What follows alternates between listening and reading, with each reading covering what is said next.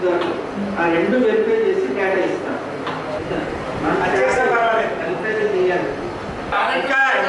జరుగుతుందేమో అని చెప్పి మా డౌట్ వచ్చింది. వెల్ఫేర్ చేంజెస్ జనరల్ చెప్పాను 17, 18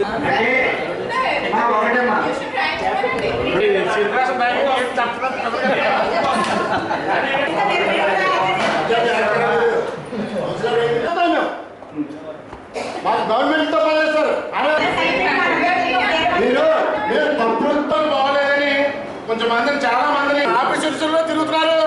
ఆ తిరుగుతున్న కాడికి మనం వాటర్ లైటింగ్ ఇస్తాం. ఆ అభ్యర్థులకు కరోనా అయిపోయిన తర్వాత చెప్తున్న మాటలు చిన్నదే తీసేది 30 వాటిలో కంప్లైంట్ ఉందండి. అయినా సరే అది వెళ్ళి అప్లై చేసి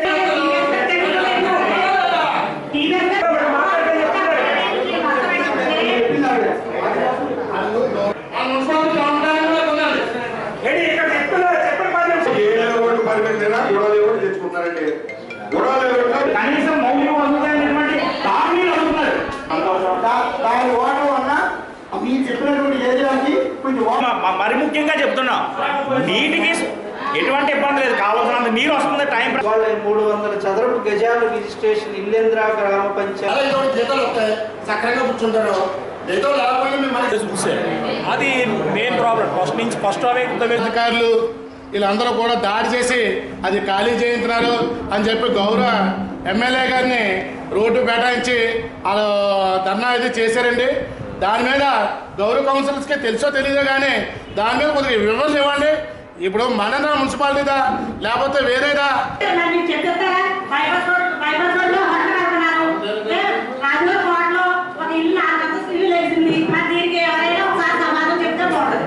తీసుకోవట్లేదని అడుగుతున్నారు. అక్కడ నాకు తెలియదండి. నేను వచ్చాక మళ్ళీ మొదలెడతానండి అంటే రెడ్ వచ్చాక మొదలెట్టాలంటే కుదరదండి.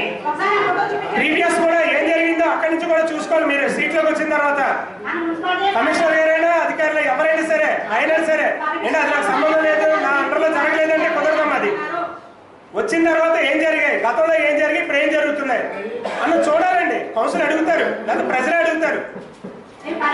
నాన్ లేఅవుట్లో వాళ్ళు ఇష్టంగా పెట్టేసుకుంటారు. దానికి రోడ్లు కూడా మనం చెప్తాం. ₹1 కూడా గవర్నమెంట్కి మన మున్సిపాలిటీకి రూపాయి చెల్లించలేదు. ఈవేళ లేఅవుట్లో మనం ఇవ్వాల్సిన పరిస్థితి ఏంటి?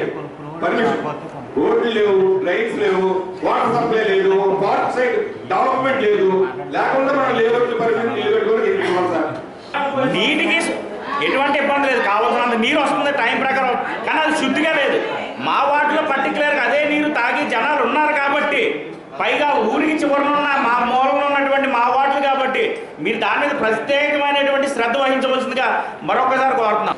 3 సర్వేయర్లు కూడా దానికి కలెక్టర్ గారు డిప్యూట్ చేశారు. సర్వేయర్లతో కొలిపించడం జరిగింది. అది మున్సిపల్ సైట్ కాదు, ప్రభుత్వ భూమి. 774 అర్లిక్ 1 ప్రభుత్వ భూమి. డీటెయిల్డ్గా రిపోర్ట్ని జిల్లాధికారులకు సబ్మిట్ చేయడం జరిగింది. జేసీ గారు కూడా దాని మీద వెరిఫై చేయడం జరిగింది. 3 నెలల నుంచి కూడా నాకే ఇస్తున్నారు. అర్బన్ ఏరియా అనేసి డీటెయిల్ రిపోర్ట్ సబ్మిట్ చేస్తున్నాం. అది రెవెన్యూ భూమి. తహసీల్దార్ కూడా వాళ్ళ లాగిన్లో ఉంది కాబట్టి వాళ్ళు 3-4 రోజుల నుంచి వాళ్ళ తహసీల్దారు మన మున్సిపాలిటీకి వచ్చిన సర్వేలు వాళ్ళ సర్వేలు కలిపి కూడా జాయింట్ ఇన్స్పెక్ట్ చేశారు.